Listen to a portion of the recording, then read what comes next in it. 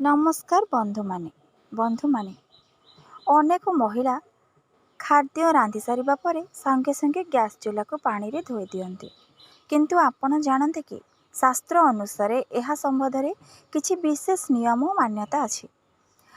पुराना लोक माने कहूथिले जे रोसई घर हेउछि घरर सबुठु पवित्र स्थान। एठारे माँ अन्नपूर्णा और अग्नि देवता आशीर्वाद रहे बोली मना जाइछि। तेणु जदि रांधणा सारिबा परे गैस चूल्हा को धोइबारे किछि भूल हो जाए ताहार प्रभाव घरर सुख शांति उपरे पड़ी पारे बोली लोक मान्यता अछि एवं शास्त्र रे मध्य कुआ जाइछि। तेणु आजिर ए भिडियो रे आमे जानिबा रांधणा सरिबा परे गैस चूल्हा को धोइबा उचित कि नुहे एवं शास्त्र अनुसार यह किपरि करिबा दरकार। सेथिपई भिडियो को शेष पर्यंत निहाती देखंतु। भारतीय संस्कृति रे घरर रोसई घर को अत्यंत पवित्र स्थान बोली मना जाए।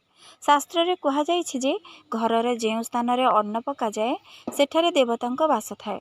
सेथिपई रोसई घर सफा सुतरा अत्यधिक गुरुत्व दिया जाइछि। आजिकाली प्राय समस्तंक घरे गैस चूल्हा रे रांधणा हुए। अनेक महिला खाद्य रांधि सारिबा परे गैस चूल्हा को पानी दे सफा कर दियंती। यह सफा सुचित्रता पाई भल अभ्यास हेले मध्य शास्त्र अनुसार यह सह किछि नियम और मान्यता जड़ित अछि।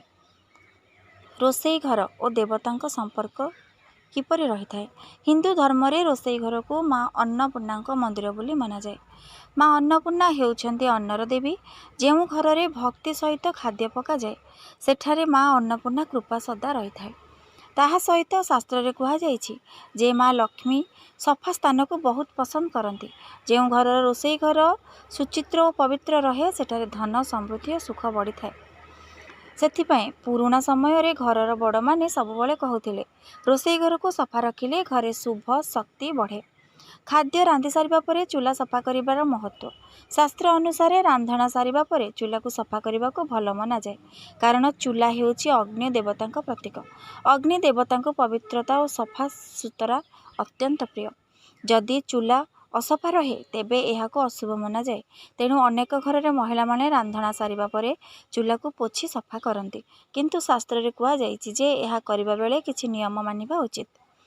रात्रि अत्यधिक पानी दे धोइबा उचित नुहे। पुराना लोकमान्यता अनुसार राति रोसई घर को अत्यधिक भिजा रखिबा द्वारा भल मना जाए नाही। कहा जाए जे यह घरर शुभ शक्ति को कमाई पारे। सेथिपई रांधणा सरिबा परे चूल्हा को हालुका भावरे पोछि सफा करिबा उचित। किंतु बहुत पानी ढाली भिजा रखिबा उचित नुहे।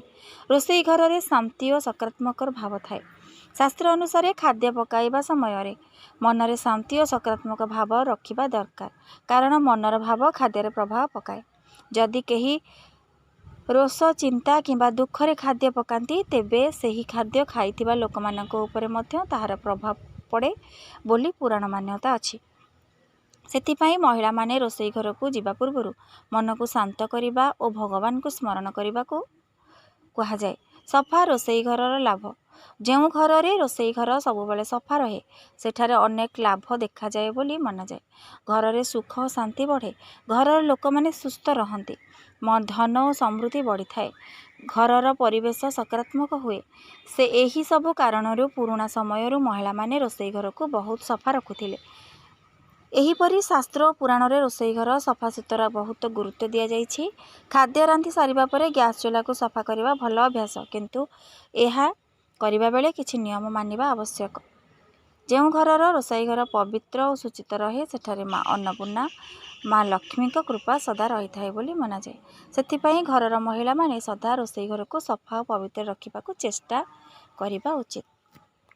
आपण माने रोसई करि सारिबा परे हालुका ओदा कपड़ा को भलसे चिपुड़ी गैस से पोछंतु एवं रोसई घर को रात्रि समय रे अधिक ओदा रखंतु नाही।